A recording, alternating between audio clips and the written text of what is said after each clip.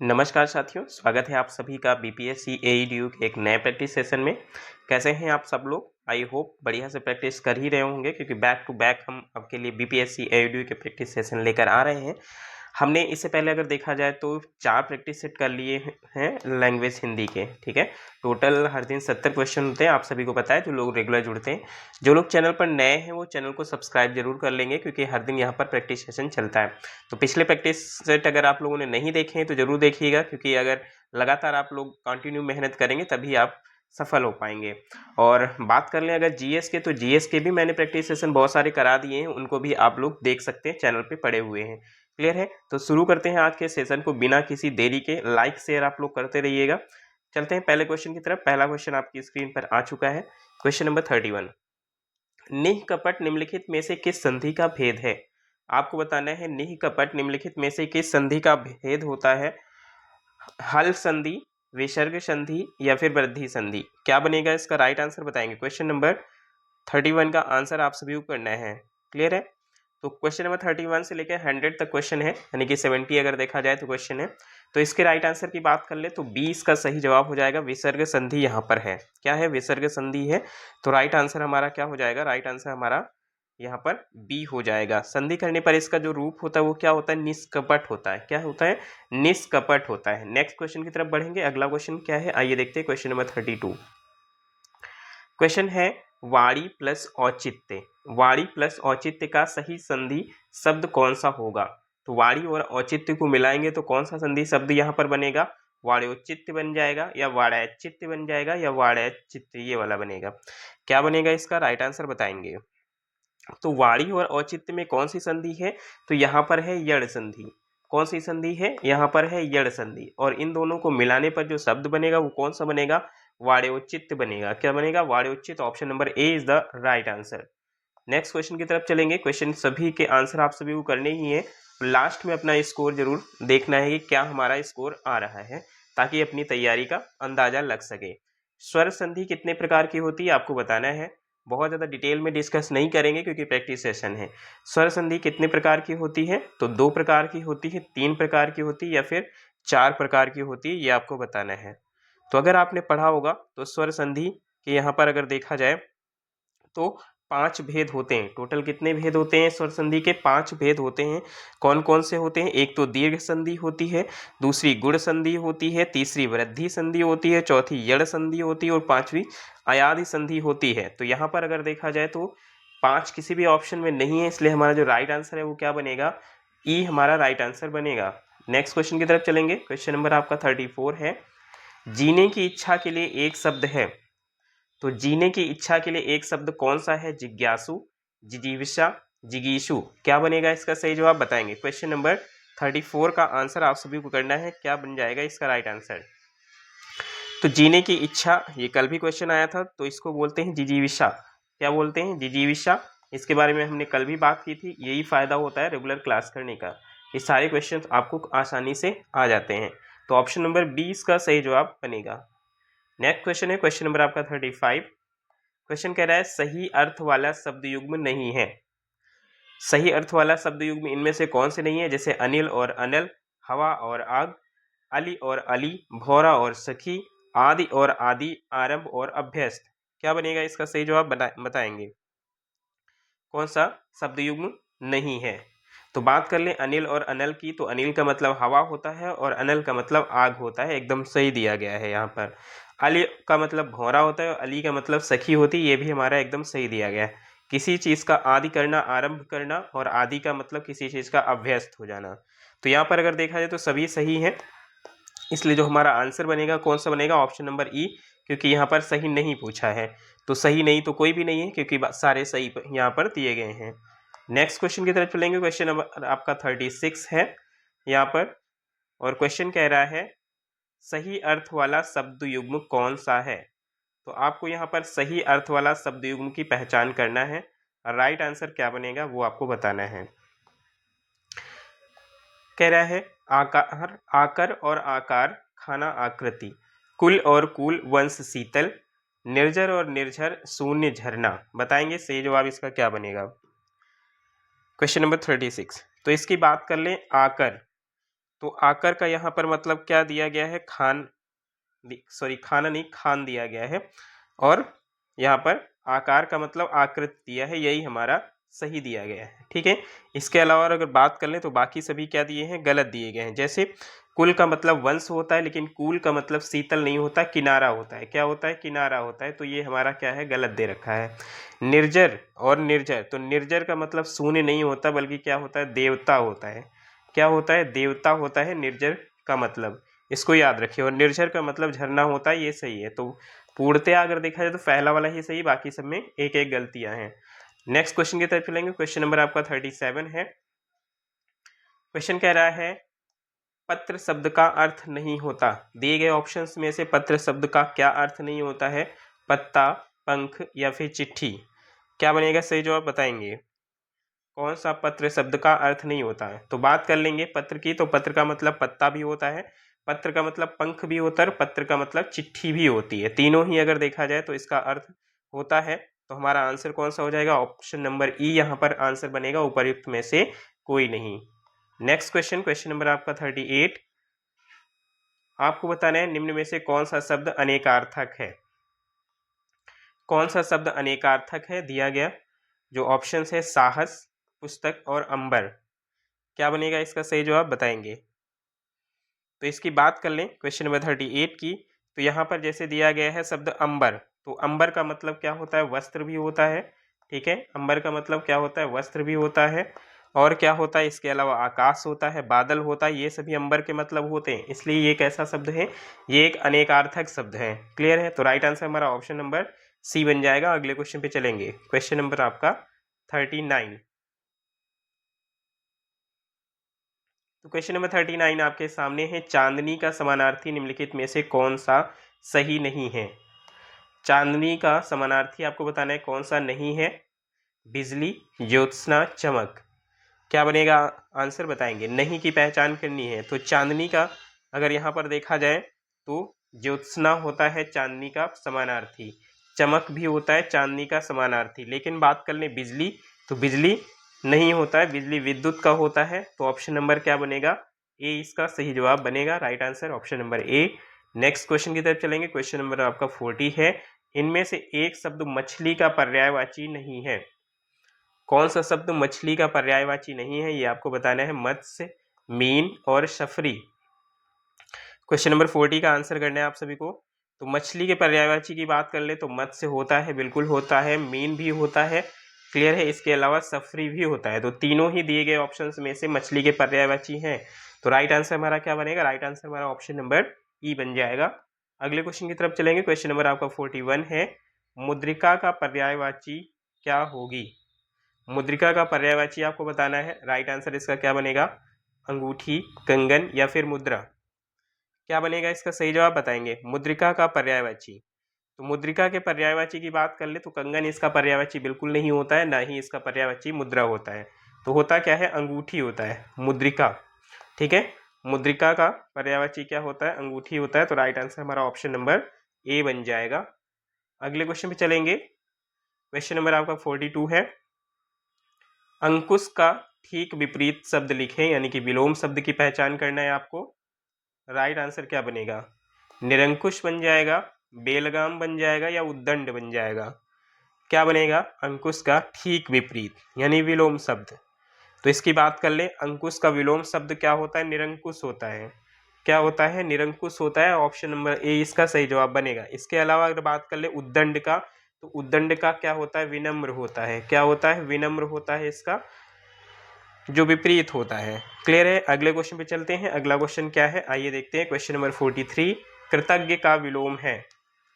तो कृतज्ञ के विलोम की बात की गई है यहाँ पर। क्या विलोम है, अकृतज्ञ, संवेदनहीन या फिर कृतज्ञ। बहुत बार क्वेश्चन पूछा गया है, कई सारे एग्जाम्स में पूछा गया है, तो आप सभी को पता ही होगा। बिल्कुल सही जवाब है, क्या हो जाएगा, कृतज्ञ होता है कृतज्ञ का विलोम। Option number C is the right answer. अगले क्वेश्चन पे चलते हैं। क्वेश्चन नंबर आपका 44 है। निम्नलिखित में से कौन सा शब्द प्रभावी का विलोम होगा। तो प्रभावी के विलोम की बात, प्रभावी का विलोम नहीं है पूछा है। ठीक है, यहाँ पर आगे नहीं है दिया है, इसको भी ध्यान रखना है, अक्सर गलती हो जाती है। तो निम्नलिखित में से कौन सा शब्द प्रभावी का विलोम नहीं है, अप्रभावी, निष्प्रभावी या फिर अप्रयुक्त।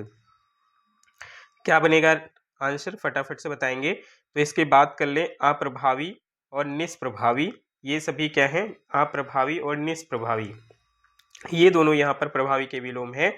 लेकिन यहाँ पर जो अप्रयुक्त दिया गया है, अप्रयुक्त इसका विलोम नहीं है, क्योंकि ये किसका विलोम है, ये प्रयुक्त का विलोम है। किसका विलोम है, प्रयुक्त का विलोम है। तो आंसर हमारा सी बनेगा।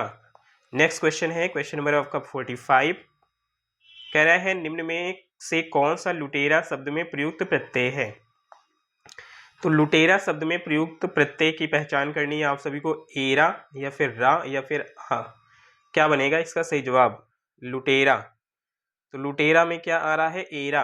क्या आ रहा है, एरा, यानी कि लुटेरा। तो ऑप्शन नंबर क्या बनेगा, ए इसका सही जवाब हो जाएगा। एरा प्रत्यय यहाँ पर बना है, जैसे चितेरा होता है, सपेरा होता है।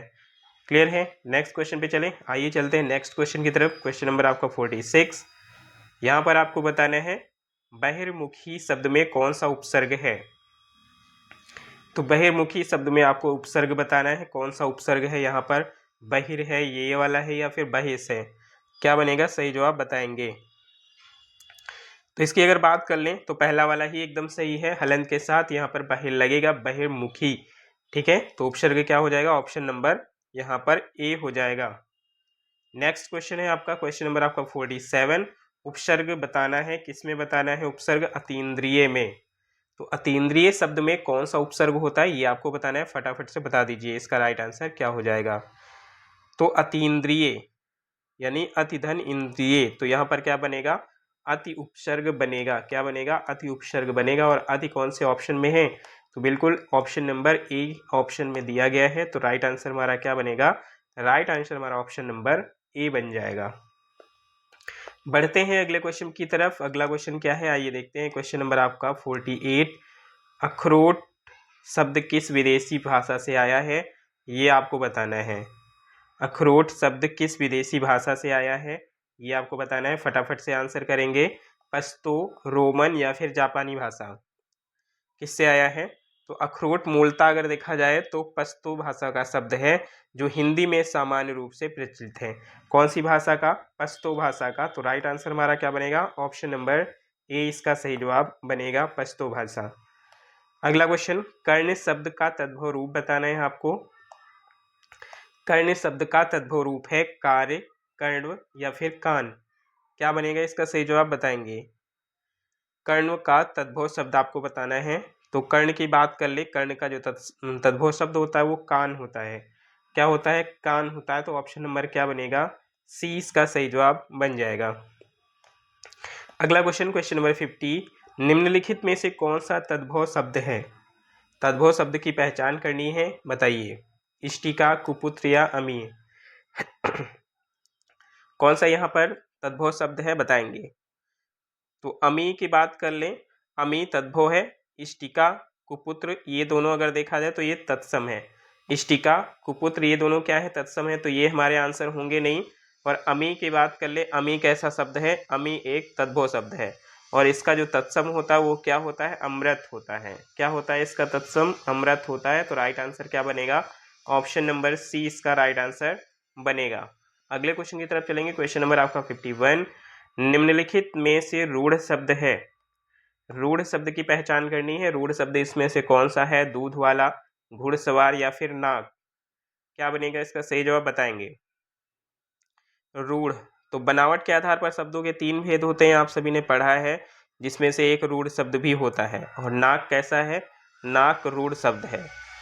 नाग कैसा शब्द है, रूढ़ शब्द है। तो रूढ़ शब्द, यौगिक शब्द और योग रूढ़, ये तीन अगर देखा जाए तो बनावट के आधार पर होते हैं, इनको याद रखिएगा। अगले क्वेश्चन में चलेंगे। क्वेश्चन नंबर आपका 52 आ गया है, बहुत ही शानदार क्वेश्चन है। सीमा कुत्ते से डरती है, इस वाक्य में कौन सा कारक है। सीमा कुत्ते से डरती है, इस वाक्य में कारक की पहचान करना है आपको। अपादान, करण कारक, कर्म कारक। सीमा किससे डरती है, तो सीमा कुत्ते से डरती है, यानी भय एवं रक्षा का भाव है यहाँ पर। तो कैसा यहाँ पर है, भय का भाव। और ऐसे भाव में क्या आता है, अपादान कारक आता है।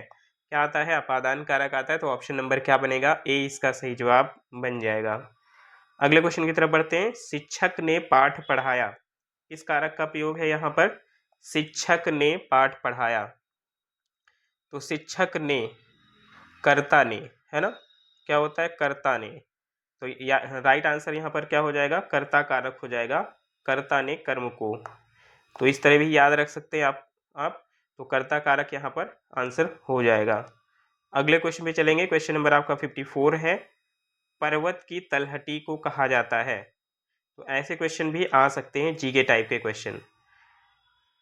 तो पर्वत की तलहटी को क्या कहा जाता है, द्रोण कहा जाता है, या फिर बेसिन कहा जाता है, या घाटी कहा जाता है। तो पर्वत की तलहटी को कहते हैं उपत्यका। आप लोगों ने पढ़ा होगा क्या, उपत्यका। तो उपत्यका कहते हैं यहाँ पर अगर देखा जाए पर्वत की तलहटी को। तो ना कि द्रोण यहाँ पर है, ना ही बेसिन है, और ना ही घाटी है। आंसर हमारा क्या बनेगा, आंसर हमारा ऑप्शन नंबर ई बन जाएगा। क्लियर है। चले अगले क्वेश्चन पे, अगले क्वेश्चन पे चलते हैं। नेक्स्ट क्वेश्चन, आम खाया जाता है में कौन सा वाच्य है। आम खाया जाता है तो कर्तवाच्य है, कर्मवाच्य है, या फिर भाववाच्य है। क्या बनेगा इसका राइट आंसर। तो यहाँ पर आम खाया जाता है, वाक्य में आम क्या है, कर्म है। किसको खाया जा रहा है, आम को। तो वाक्य में आम जो दिया गया है वो कर्म दिया है, और इसके अनुसार ही क्रिया खाया जाता प्रयोग हुआ है। तो इस तरह ये किसका उदाहरण है, तो ये कर्मवाच्य का उदाहरण है। तो ऑप्शन नंबर क्या बनेगा, बी इसका सही जवाब बनेगा।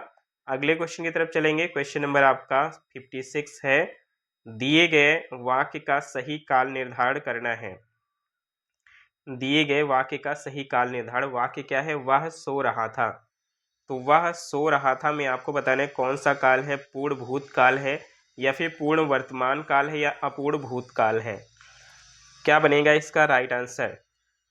तो वह सो रहा है, वह सो रहा था, अर्थात यहाँ पर क्रिया जो थी वो कंप्लीट नहीं हुई थी, पूरी नहीं हुई थी, तो अपूर्ण थी। और था है तो यानी भूतकाल होगा, तो कैसा हो जाएगा, अपूर्ण भूतकाल यहाँ पर होगा। ठीक है, क्या हो जाएगा, अपूर्ण भूतकाल होगा। ऑप्शन नंबर सी इसका सही जवाब बनेगा। अगले क्वेश्चन पे चलते हैं। अगला क्वेश्चन क्या कह रहा है, क्वेश्चन आपका कह रहा है कि दिए गए वाक्यों विकल्पों में से रेखांकित शब्दों जो प्रायः एक वचन में ही प्रयुक्त होते हैं उसका चयन कीजिए।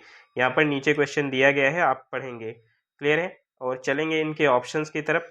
क्वेश्चन एक बार फिर से पढ़ लेंगे। दिए गए वाक्यों विकल्पों में से रेखांकित शब्द जो प्रायः एक वचन में ही प्रयुक्त होता है उसका चयन करना है। तो चलिए ऑप्शंस की तरफ चलते हैं। क्या ऑप्शंस दे रखे हैं आइए देखते हैं। तो ये आपके ऑप्शंस दिए हैं। कह रहा है इस वर्ष उड़ीसा में बहुत कम वर्षा हुई। रेखांकित शब्दों पर ही ध्यान देना है आपको। आपके दर्शन से मैं बड़ा लाभान्वित हुआ। मैं आपके अक्षत को पूजार्थ ले जा रहा हूँ, या फिर उपरोक्त में से एक से अधिक या कोई नहीं। क्या बनेगा इसका राइट आंसर। तो एक वचन के रूप में क्या प्रयुक्त होता है वो आपको बताना है।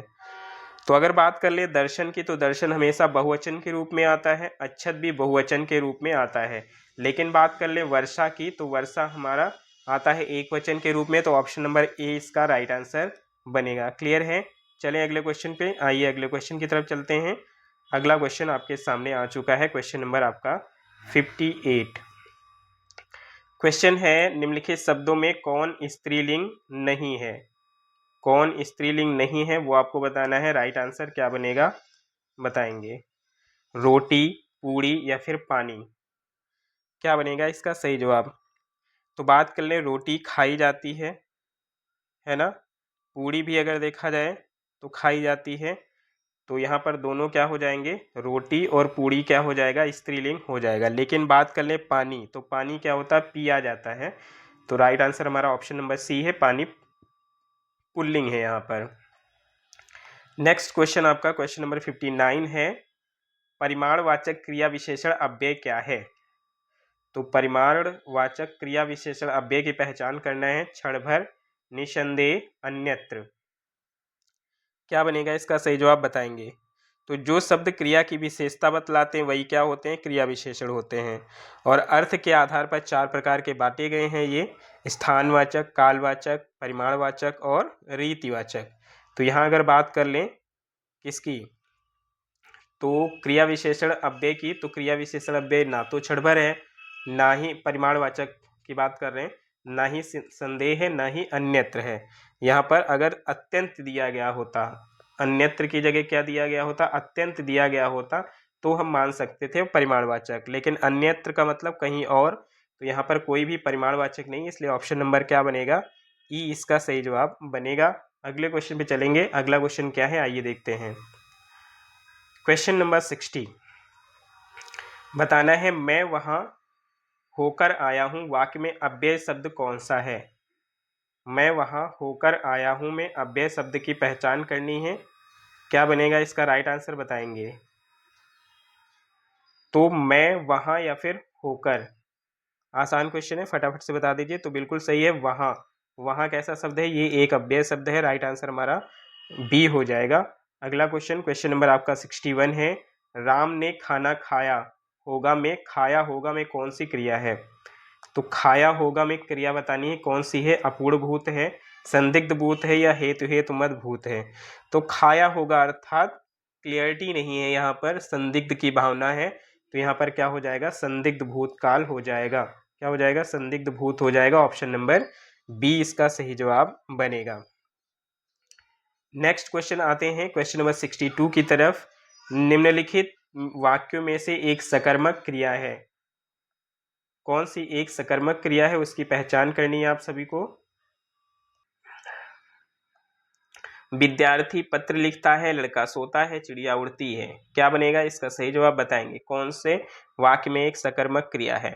तो विद्यार्थी क्या लिखता है, विद्यार्थी पत्र लिखता है। इसी में अगर देखा जाए तो पत्र क्या है, यहाँ पर कर्म के साथ दिया गया है। क्या लिखता है, पत्र लिखता है, तो यहाँ पर सकर्मक क्रिया हो जाएगी।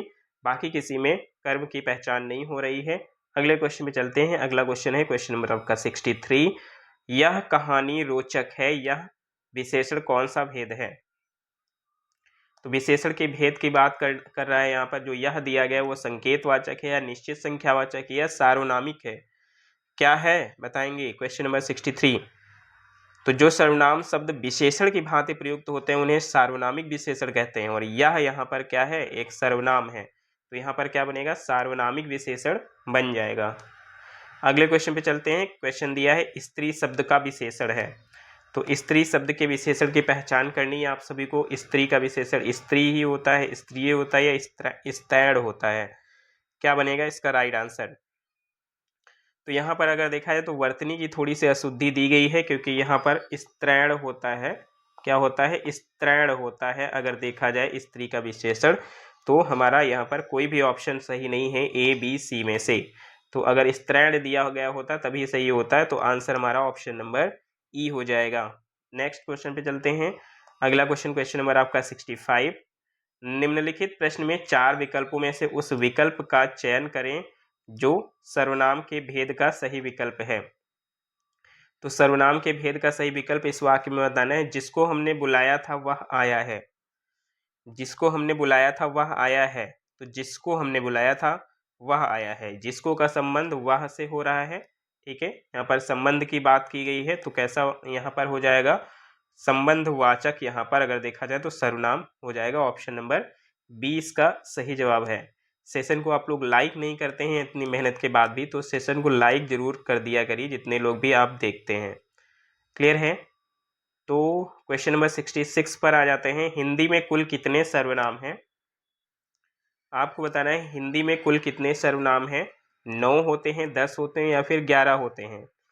क्या बनेगा इसका राइट आंसर बताएंगे। तो हिंदी में अगर कुल सर्वनाम की संख्या की बात कर लें तो कितने होते हैं, 11 होते हैं। कितने होते हैं, 11, और 11 ऑप्शन नंबर सी में दिया है, इसलिए राइट आंसर हमारा क्या हो जाएगा, ऑप्शन नंबर सी इसका राइट आंसर बनेगा। अगला क्वेश्चन है क्वेश्चन नंबर 67। स्वतंत्रता सबको प्यारी होती है वाक्य के रेखांकित शब्द का संज्ञा भेद है। तो स्वतंत्रता सबको प्यारी होती वाक्य रेखांकित शब्द का संज्ञा भेद कौन सा है। जातिवाचक संज्ञा है इसमें, या फिर भाववाचक संज्ञा, या गुणवाचक है। तो स्वतंत्रता कैसी संख्या है, स्वतंत्रता में किस चीज का यहाँ पर आ रहा है, तो भाव का आ रहा है। यहाँ पर क्या आ रहा है, भाव का। तो स्वतंत्रता कैसा हो जाएगा, भाववाचक संज्ञा हो जाएगा। ऑप्शन नंबर 20 का सही जवाब बनेगा।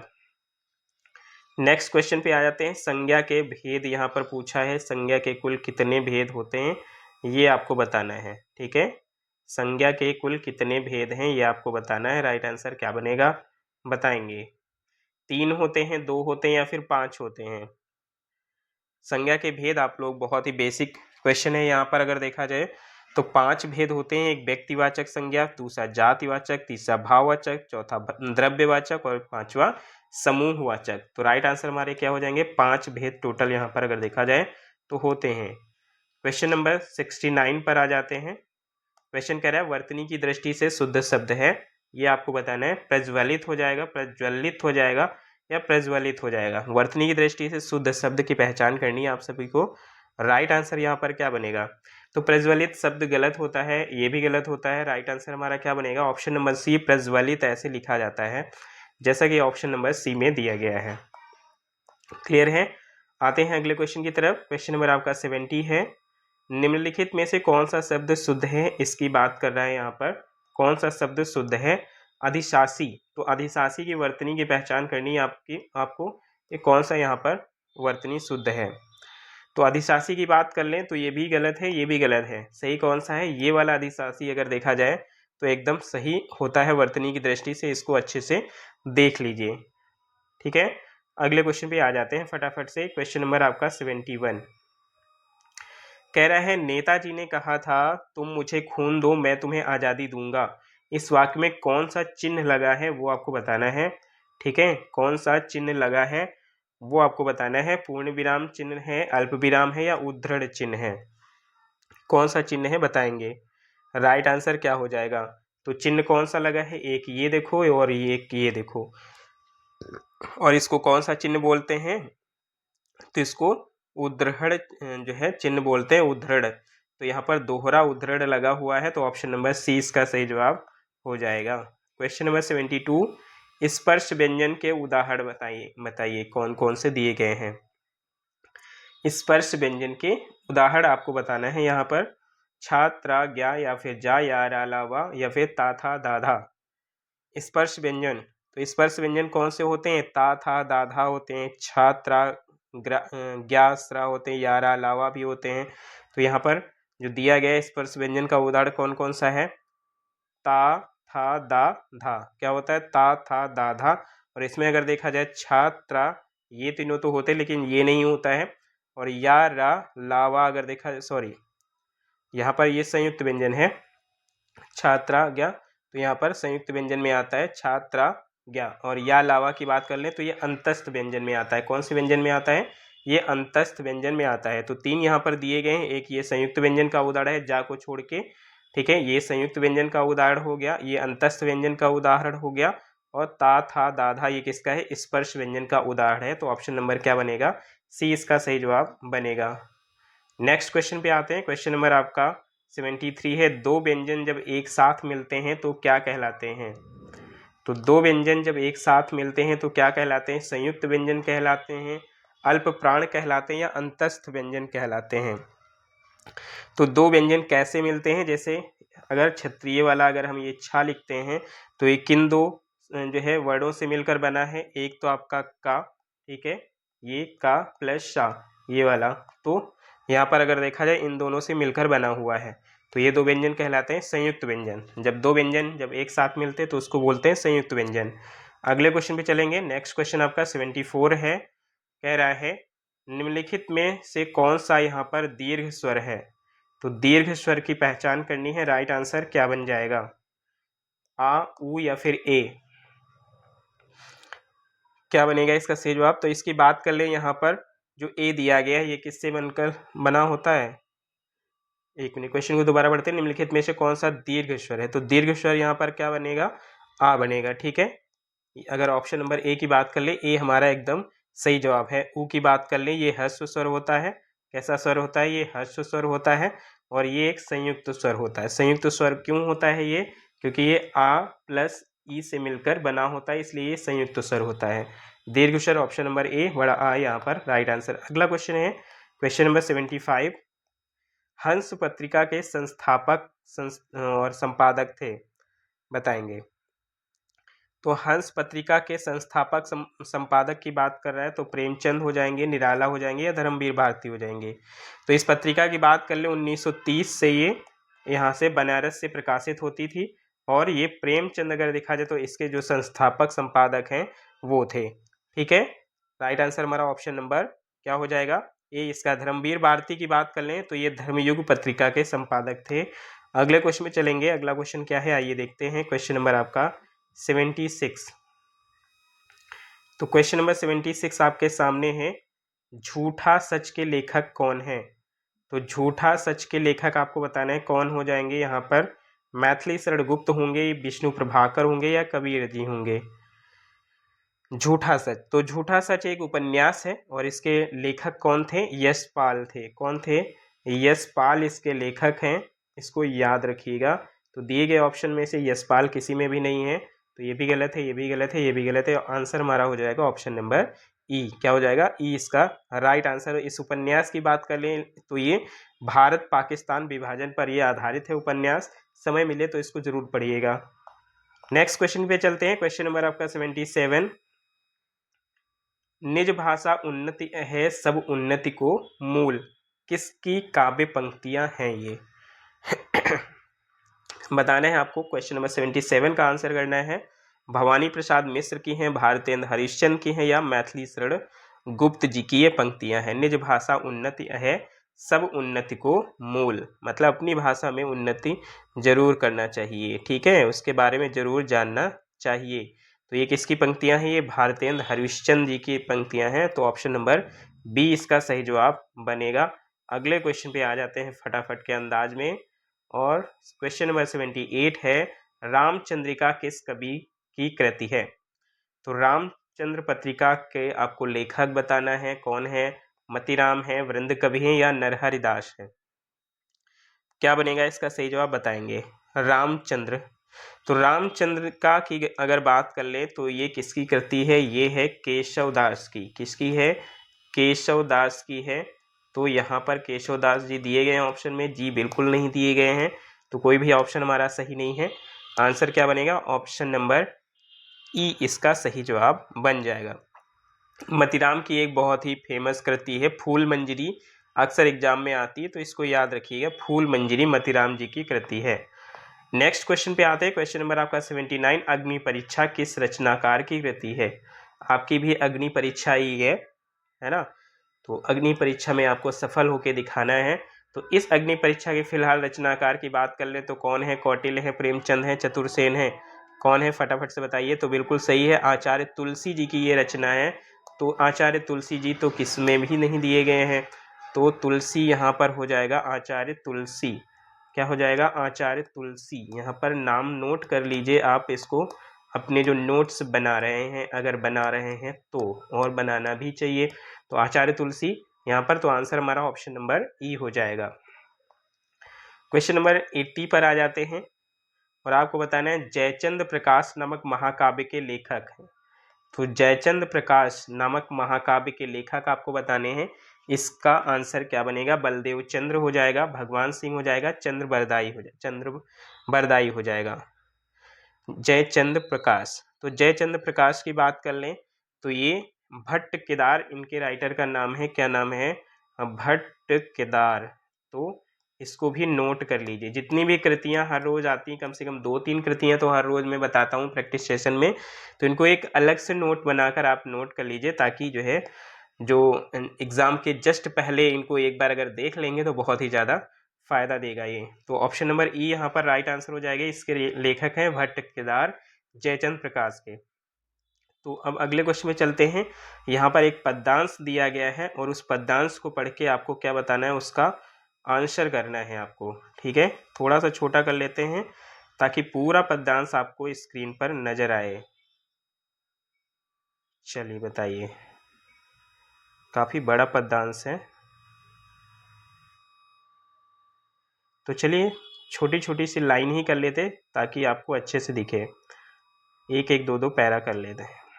चलिए, तो साकार दिव्य गौरव विराट, पौरुष के पुंजीभूत ज्वाल, मेरी जननी के हिम किरीट, मेरे भारत के दिव्य भाल, मेरे नगपति मेरे विशाल, युग युग अजय निर्बंध मुक्त, युग युग गर्वोन्नत नित महान, निस्सीम व्योम में तान रहे, युग में किस महिमा का वितान, कैसी अखंड या चिर समाधि, यतिवर कैसा या अमर ध्यान, तू महाशून्य में खोज रहा, किस जटिल समस्या का निदान, उलझन का कैसा विषम जाल, मेरे नगपति मेरे विशाल। तो ये एक पद्यांश था। ठीक है, अब आपको इनके क्वेश्चंस का आंसर करना है। अगर आपको इनको फिर से पढ़ना है तो आप पॉज कर सकते हैं वीडियो को और अच्छे से इसको पढ़ सकते हैं। तो पहला क्वेश्चन दिया गया है, हिम किरीट का आशय क्या है। क्वेश्चन नंबर 81 आपको नजर आ रहा होगा नीचे। तो यहाँ पर बताना है हिम किरीट का आशय क्या है आपके पद्यांश में जो दिया गया है। आइए बढ़ते हैं ऑप्शंस की तरफ फटाफट के अंदाज में। और ऑप्शंस आपके यहाँ पर दिए गए हैं, ये लीजिए, ठंडा मुकुट, बर्फ का मुकुट या चांदी का मुकुट। तो हिम किरीट का मतलब क्या होता है? हिम किरीट का मतलब होता है बर्फ का मुकुट। क्या होता है? बर्फ का मुकुट होता है। अगले क्वेश्चन पे आ जाएंगे। क्वेश्चन नंबर आपका 82 है, नगपति का विग्रह और समास होगा। तो विग्रह भी बताना है और समास भी बताना है, दोनों बताने क्या होगा। तो रत्नों का पति यानी तत्पुरुष, नगो या अर्थात पर्वतों का पति जो कर्मधारय है, नगों अर्थात पर्वतों का पति तत्पुरुष। बताएंगे नगपति क्या होता है। तो नगपति, नग का मतलब यहाँ पर पर्वतों से लिया गया है। किससे लिया गया है? पर्वतों से लिया गया है, यानी पर्वतों का पति। क्या हो जाएगा? पर्वतों का पति तत्पुरुष यहाँ पर राइट आंसर हो जाएगा नगपति। अगले क्वेश्चन पे आएंगे। क्वेश्चन नंबर आपका 83 और क्वेश्चन है, किस पंक्ति में कहा गया है कि हिमालय शक्ति की ज्वालाओं का ढेर है। तो जो हिमालय है वो शक्ति की ज्वालाओं का ढेर है, किस पंक्ति में दिया गया है। तो अगर पंक्ति हम पढ़ेंगे तो यहाँ पर देखिए, कह रहा है युग युग अजय निर्बंध मुक्त, मेरे भारत के दिव्य भाल, पौरुष के पुंजी भूत ज्वाल। तो ज्वाल, पौरुष के पुंजी भूत ज्वाल, इसी में अगर देखा जाए तो यहाँ पर बात की गई है हिमालय शक्ति ज्वालाओं का ढेर है। तो राइट आंसर हमारा ऑप्शन नंबर सी हो जाएगा। अगले क्वेश्चन पे आ जाते हैं। अमेंडमेंट की बात की गई है, अमेंडमेंट के लिए सटीक हिंदी अनुवाद क्या होता है। तो अमेंडमेंट बताइए, क्या शोधन, संशोधन या फिर प्रशोधन। अक्सर कॉन्स्टिट्यूशन में आप लोगों ने पढ़ा होगा कि अमेंडमेंट किया गया है। तो अमेंडमेंट का मतलब क्या होता है? संशोधन किया गया है। क्या किया गया है? संशोधन किया गया है। तो ऑप्शन नंबर क्या बनेगा? बी इसका सही जवाब बन जाएगा। अमेंडमेंट का मतलब होता है संशोधन। नेक्स्ट क्वेश्चन है आपका कलई खुलना। तो कलई खुलना मुहावरे का सही अर्थ आपको बताना है, क्या हो जाएगा। रंग उतर जाना, ठीक है, या फिर सच्चाई का पता लगना या भेद प्रकट करना। क्या बनेगा इसका राइट आंसर? तो उसकी कलई खुल गई, यानी कलई खुल गई का मतलब क्या हो गया? भेद प्रकट हो गया। क्या हो गया? भेद प्रकट हो गया। ऑप्शन नंबर सी इसका सही जवाब बन जाएगा। अगले क्वेश्चन पे चलेंगे। अंगार सिर पर धर लेना, दिए गए विकल्पों में से मुहावरे का सही अर्थ का चयन करना है। अंगार सिर पर धर लेना, इस मुहावरे का सही अर्थ क्या हो जाएगा? कठिन विपत्ति सहना, दूसरे को डराना या मरने को उद्यत हो जाना। बताइए यहाँ पर क्या बन जाएगा? अंगार सिर पर रख लिया। तो अंगार सिर पर रख लेने का मतलब कठिन विपत्ति जो है सहना, कठिन विपत्ति सहना। ऑप्शन नंबर ए इसका सही जवाब बनेगा। नेक्स्ट क्वेश्चन पर आ जाते हैं। कह रहा है अंधा बाटे रेवड़ी।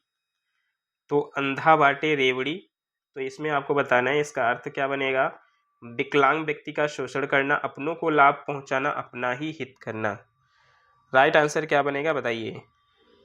तो अंधा बाटे रेवड़ी लोकोक्ति का अगर देखा जाए अर्थ होता है अपनों को लाभ पहुंचाना। ठीक है, अपनों को लाभ पहुंचाना। और अपना ही हित करना क्या होता है? अपना उल्लू सीधा करना। ठीक है, इसके लिए क्या मुहावरा आता है? अपना उल्लू सीधा करना, यानी कि अपना ही हित करना। और इसका आंसर क्या बनेगा? ऑप्शन नंबर बी इसका सही जवाब बनेगा। अगले क्वेश्चन पे आ जाते हैं। अगला क्वेश्चन आपके सामने है। क्वेश्चन कह रहा है कि पापी मनुज भी आज मुख से राम नाम निकालते। इस काव्य में पंक्ति में अलंकार बताना है आपको। ठीक है, इसमें कौन सा अलंकार है ये आपको बताना है। तो विरोधाभास है, दृष्टांत है या विभावना है।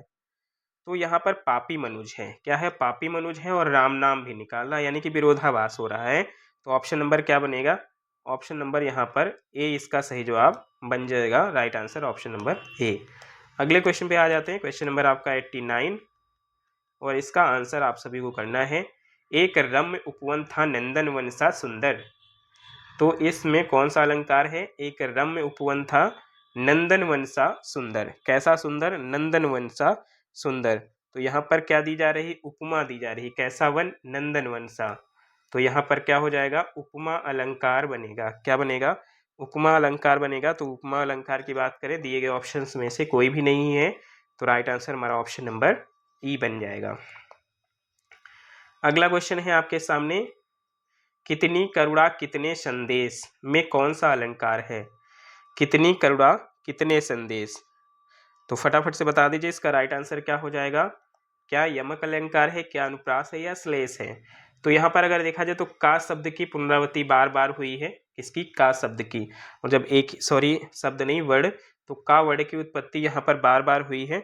तो जब किसी एक ही वर्ड की उत्पत्ति बार बार होती तो वहाँ पर क्या हो जाता है, तो वहाँ पर अनुप्रास हो जाता है। ऑप्शन नंबर क्या हो जाएगा, बी इसका सही जवाब बनेगा। क्या बनेगा, बी इसका सही जवाब बनेगा।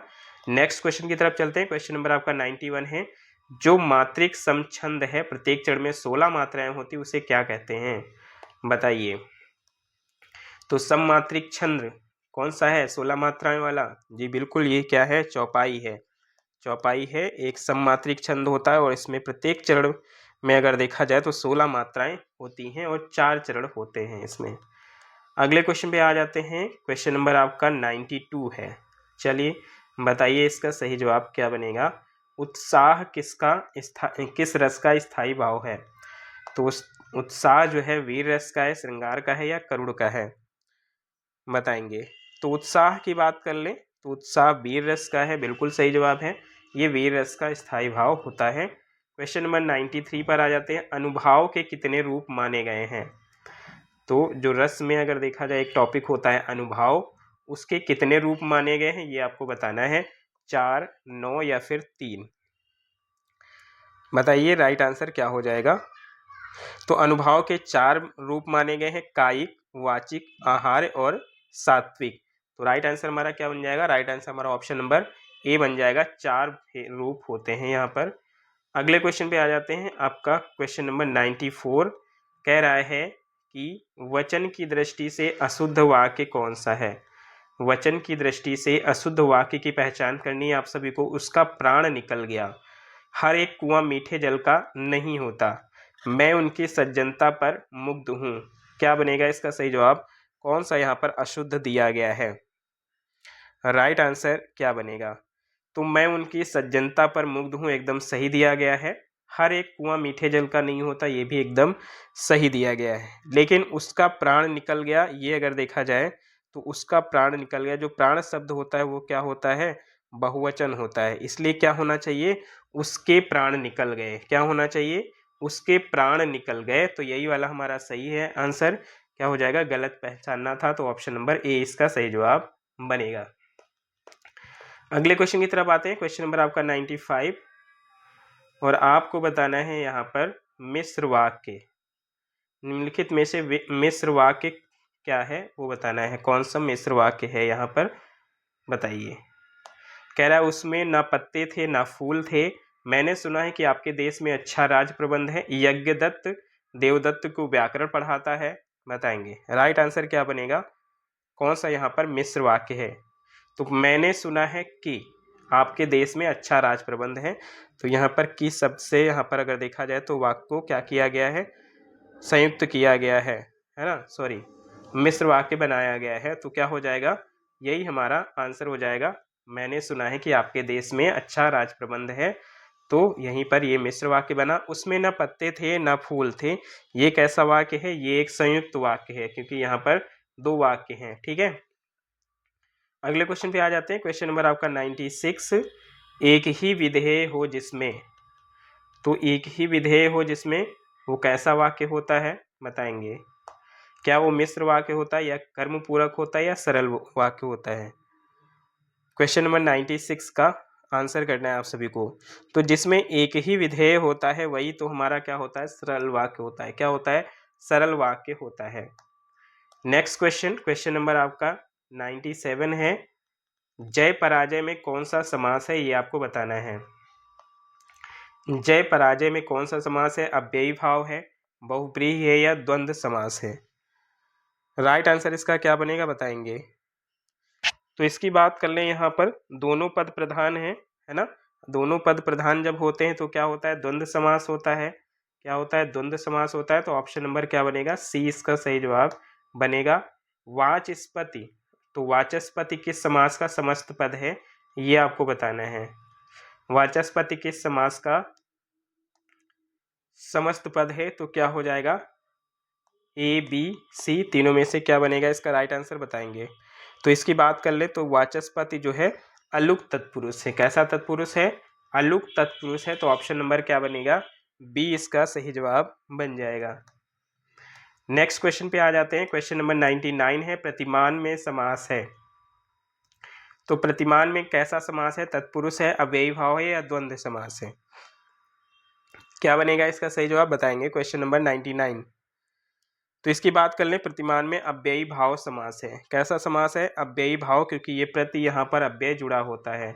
कौन सा अव्यय, प्रति जुड़ा होता है, तो अव्ययी भाव समास बनेगा। आज का अंतिम प्रश्न है, आइए देखते हैं क्या दिया गया है। तो क्वेश्चन कह रहा है, अपने जीवन पर स्वयं लिखी कथा वाक्यांश के लिए एक शब्द होगा।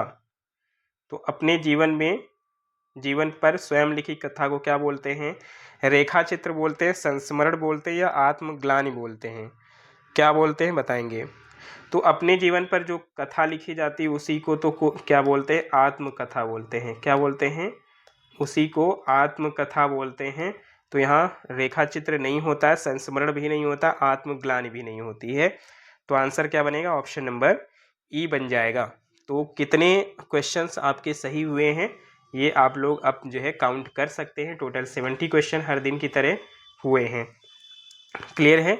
तो अब क्या है, नेक्स्ट प्रैक्टिस सेशन पे मिलते हैं।